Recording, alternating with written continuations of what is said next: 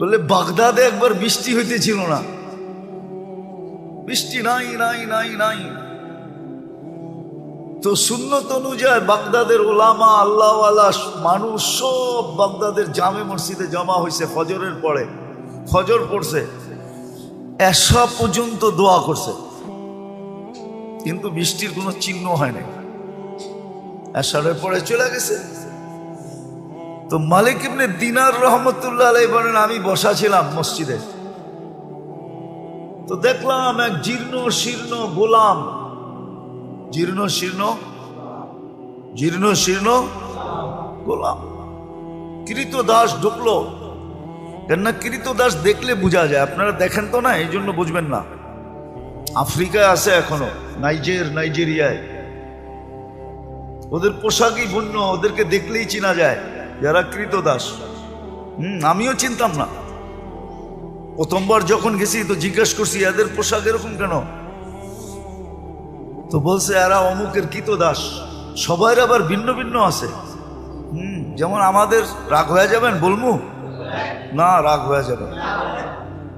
আমাদের যেরকম কিছু লোককে দেখলেই বোঝা যায় উনি কোন দরবারের সাথে সংযুক্ত, টুপি দিয়া, পাঞ্জাবি দিয়া, এমনকি পকেট দিয়েও বোঝা যায়। তো এরকম রাগ হয় না কিন্তু আবার। তো ওই দেশে এরকম বোঝা যায়, প্রত্যেকের আলাদা, গোলামের কৃতদাসের আলাদা আলাদা ইউনিফর্ম আছে, দেখলে বোঝা যায় এটি ওনার। তো কৃতদাস দেখলেই বোঝা যায়। আইসা ঢুকছে, সাধারণভাবে 2 রাকাত নামাজ পড়ছে। ওরা হাত উঠায় বলতেছে, আল্লাহ বৃষ্টি বন্ধ করছো তো বন্দা তোমার কাছে হওয়ার জন্য। বৃষ্টি বন্ধ করছো কেন? আরে ভালো মতে বোঝেন, বন্দা তোমার। ফজরের পরের থেকে তো এশা পর্যন্ত সব মসজিদে বসা ছিল, এখনো তো বৃষ্টি দিলেন না, এক্ষণ দিবেন, এক্ষণ। তো মালিক ইবনে দিনার রহমতুল্লাহ আলাইহি বলতেছে, ও বলতেছে এক্ষণ দিবেন, ও বলতেছে আর আকাশে গর্জন উঠতেছে, নামছে ঝুমঝুমায়া বৃষ্টি। আমিও আটকায় গেছি, ও আটকায় গেছে। বৃষ্টি যতক্ষণ বর্ষণ হওয়ার প্রয়োজন ছিল বর্ষণ হয়েছে। ও মসজিদ থেকে বাহির হয়ে চলে গেছে,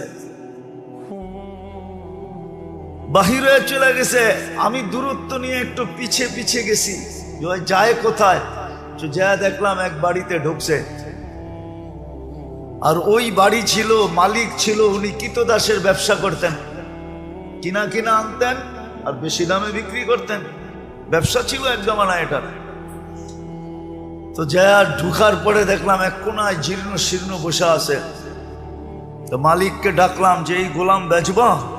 এটা তো কোনো কামেরই না, এটা নিয়ে কি করবা? গোলাম তো মানুষ কিনে কাজের জন্য, সহযোগিতার জন্য, সাহায্যের জন্য, এটা তো কোনো কাজের না। এটা তো কিনা আমি টাকা লস করছি, এটাকে তো শুধু খাওয়াইতেই হয়, কোনো কাজ কুছ পারে না। দেখো না শরীরে কোনো হাড্ডি ছাড়া কিচ্ছু নাই। তো মালিক ইবনে দিনার রহমতুল্লাহ আলাইহি বলতেছে, তুই বেচবি কিনা এটা কর, কি আছে না আছে ওটা তো আমার তোর দরকার নাই, বেচবি? তো মনে মনে ভাবতেছে, মনে হয় আল্লাহই পাঠায় দিছে আমার উপরে সুযোগ, সুবর্ণ সুযোগ মেরে একটা লমসম দাম চাইছে, যা চাইছে মালিক ইবনে দিনার রহমতুল্লাহ আলাইহি বলে ডান, কিনা ফেললাম। টাকা গয়না দিয়ে নিয়ে আসছে। আনার পরেও কৃতদাস জিজ্ঞাসা করতেছে, মালিক তুই আমার এত দোষ শোনার পরও তুই আমাকে কিনলি কেন? তোর কি টাকায় কামড়ায় যে তুই আমারে কিনলি টাকা দিয়া? তো মালিক ইবনে দিনার রহমতুল্লাহ আলাইহি বলে, আমি তোকে দেখা কিনি নাই, আমি তো কিনছি তোর তাআল্লুক দেখা। সারা বাগদাদ বসা ছিল ফজরের পরের থেকে আল্লাহওয়ালা আলেম। ওই সময় বাগদাদেই ছিল। ওই চিত্র তোলার সময় আমার কাছে নাই যে ওই সময় বাগদাদের চিত্রটা কিরকম ছিল। সব তো ফজরের পরের থেকে আসা পর্যন্ত বসা ছিল, বৃষ্টি তো হইল না। তুই এরকম কি বললি আল্লাহকে 2 রাকাত পড়া?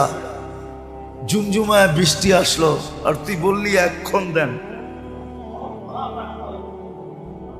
আল্লাহ কাছে পাওয়ার একটা মজা আছে, আজকে আমরা পাই নাই, এই জন্য মজা নাই, মজা পাই নাই।